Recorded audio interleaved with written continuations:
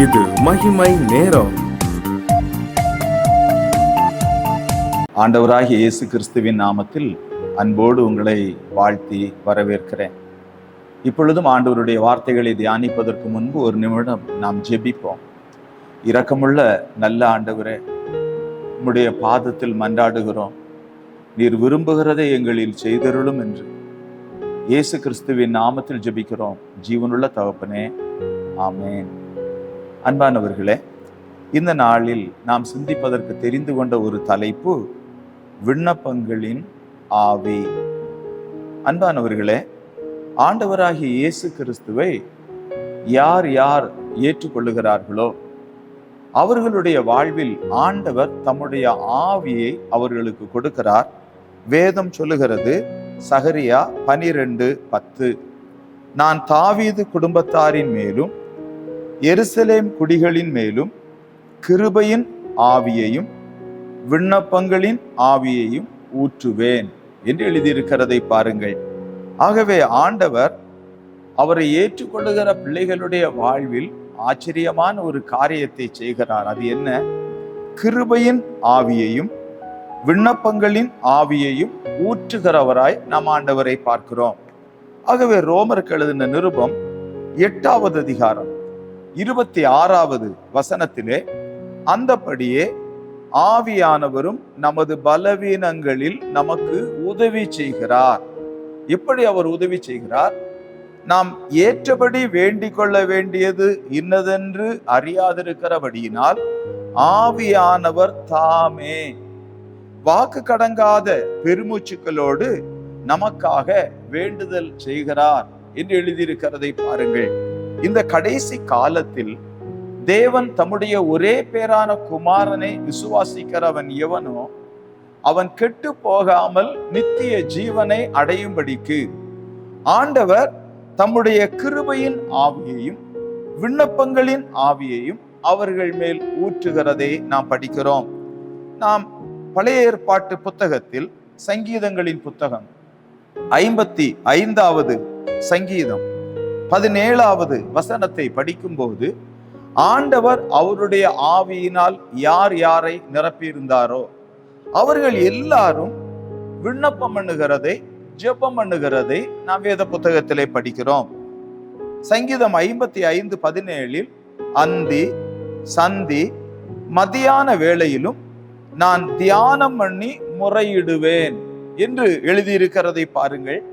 அவர் என் சத்தத்தை கேட்பார். ஆகவே இந்த தாவீது சொல்லுகிறார், அந்தி சந்தி மதியானம் 3 வேளை அவர் சமயத்தை ஆண்டவருக்கென்று கொடுக்கிறதை நாம் படிக்கிறோம். அதற்கு ஆண்டவருடைய ஆவியானவர் அவருக்கு உதவி செய்கிறதை நாம் படிக்கிறோம். இயேசு கிறிஸ்துவை குறித்து வேதம் நமக்கு சொல்லுகிறது, மார்க் 1:35, அவர் அதிகாலையில் இருட்டோடே எழுந்து வனாந்தரமான ஒரு இடத்திற்கு போய் அங்கே ஜெபம் பண்ணினார் என்று நாம் வேத புத்தகத்திலே படிக்கிறோம். மத்தேயு எழுதின சுவிசேஷம் 14வது அதிகாரம், மத்தேயு எழுதின சுவிசேஷம் 14வது அதிகாரம் 23வது வசனத்தை பாருங்கள். அவர் ஜனங்களை அனுப்பிவிட்ட பின்பு தனித்து ஜெபம் பண்ண ஒரு மலையின் மேல் ஏறி சாயங்காலமான போது அங்கே தனிமையாயிருந்தார். ஆகவே ஆண்டவராகிய இயேசு கிறிஸ்து அதற்கு மாதிரியாக காண்பிக்கிறதை நாம் படிக்கிறோம். காரணம், அவர் ஞான ஸ்நானம் பெற்று கரையேறும் போது கர்த்தருடைய ஆவியானவர் அவர் மீது இறங்குகிறதை நாம் படிக்கிறோம்.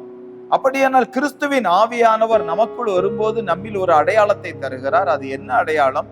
நம்மை ஜெபிக்கிறவர்களாக அவர் மாற்றுகிறதை நாம் படிக்கிறோம். ஏனென்றால் அவருடைய வாக்கின்படி கிருபையின் ஆவியையும் விண்ணப்பங்களின் ஆவியையும் இயேசு கிறிஸ்துவை விசுவாசிக்கிற ஒவ்வொருவருக்குள்ளும் கர்த்தர் வைக்கிறார். பிரியமானவர்களே, நாம் தானியேலின் புத்தகம் 6வது அதிகாரம் 10வது வசனத்தை நாம் படிக்கும் போது, தானியேல் ஆண்டவருடைய ஆவியால் நிரப்பப்பட்டு இருந்தார். ஆகவே அங்கு என்ன நடந்தது? தானியேல் 6:10 கடைசியிலே படிக்கிறோம். அங்கே தான் முன் செய்து வந்தபடியே தினம் 3 வேளையும் தன் தேவனுக்கு முன்பாக முழங்கார் படியிட்டு ஜெபம் பண்ணி ஸ்தோத்திரம் செலுத்தினான் என்று எழுதியிருக்கிறதை கவனியுங்கள்.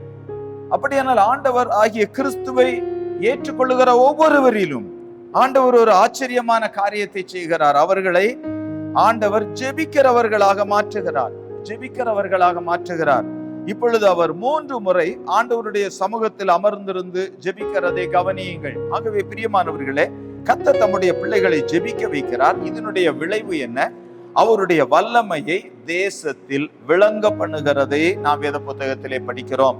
தானியேலின் புத்தகம் 2வது அதிகாரத்தில் ஆண்டவர் இந்த தானியேலை பயன்படுத்துகிறதையும், தானியேல் தன்னுடைய நண்பர்களை அழைத்து கொண்டு தானியேல் 2:17 பின்பு தானியேல் தன் வீட்டுக்கு போய் தானும் தன் தோழரும் பாபிலோனின் மற்ற ஞானிகளோட கூட அழியாதபடிக்கு இந்த மறைபொருளை குறித்து பரலோகத்தின் தேவனை நோக்கி இரக்கம் கேட்கிறதற்காக தொடர்ந்து படிக்கும் போது அனனியா, மீஷாவேல், அசரியா என்னும் தன் தோழருக்கு இந்த காரியத்தை அறிவித்தான்.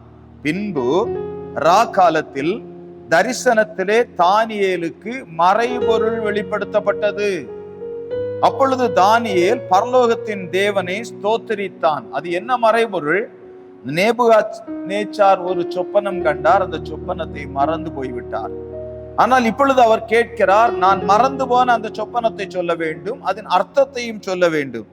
ஆகவே இந்த காரியம் தானியேலுக்கு வெளிப்படுத்தப்படுகிறதை படிக்கிறோம். அவரை ஆண்டவர் விண்ணப்பத்தின் ஆவியினால் நிரப்பி ரகசியங்களை அவருக்கு காண்பிக்கிறார். இப்பொழுது என்ன நடக்கிறது? தானியேல் 2:46 அப்பொழுது ராஜாவாகிய நேபுகாத்நேச்சார் முகங்குப்புற விழுந்து தானியேலை வணங்கி அவனுக்கு காணிக்கை செலுத்தவும் தூபங்காட்டவும் கட்டளையிட்டான். தொடர்ந்து ராஜா தானியேலை நோக்கி, நீ இந்த மறைபொருளை வெளிப்படுத்தினபடியினால் மெய்யாய் உங்கள் தேவனே தேவர்களுக்கு தேவனும் ராஜாக்களுக்கு ஆண்டவரும் மறைபொருள்களை வெளிப்படுத்துகிறவருமாய் இருக்கிறார் என்று சொல்லுகிறதை பாருங்கள்.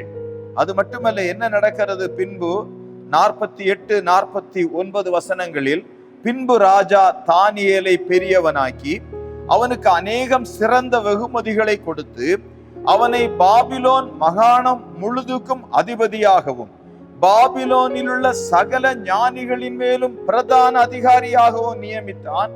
தானியேல் ராஜாவை வேண்டிக் கொண்டதின் பேரில் அவன் சாத்ராக்கையும் மேஷாக்கையும் ஆபேத்நேகோவையும் பாபிலோன் மாகாணத்து காரியங்களை விசாரிக்கும்படி வைத்தான்.